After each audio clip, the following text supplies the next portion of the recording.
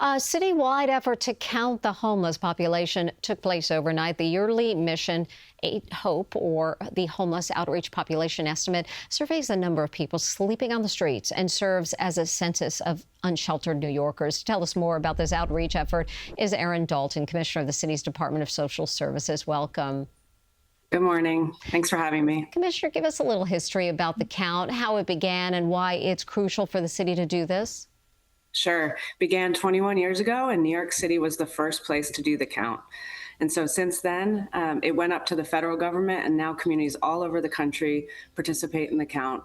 It's a one-time effort to understand who's staying out on the street. And as much as it's an important data point for New York and for me as a new commissioner, it's also really an important national data point. Without counts like this, we wouldn't understand what's happening across the country.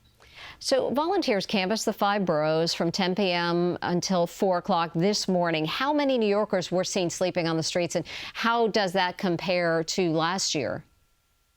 Yeah, we won't have numbers for some time, but numbers I do have are the number of volunteers who came out. So we had over 1,000 New Yorkers out there canvassing the 5 boroughs. As you said, we're really grateful since we had to change the date of the count a number of times, given the really challenging weather in New York, to have so many people out there counting and engaging with their neighbors. So I suspect this year, given the warm temperatures, we've been able to engage a lot of people, but we'll have the counts later this spring. Do you know what the numbers were for last year?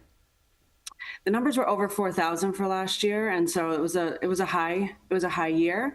Coming out of the pandemic, it's been a real challenge for everyone around the country with the opioid epidemic and just people really dealing with the social isolation from the pandemic. And so we've seen numbers go up over the past few years, both in New York and nationally.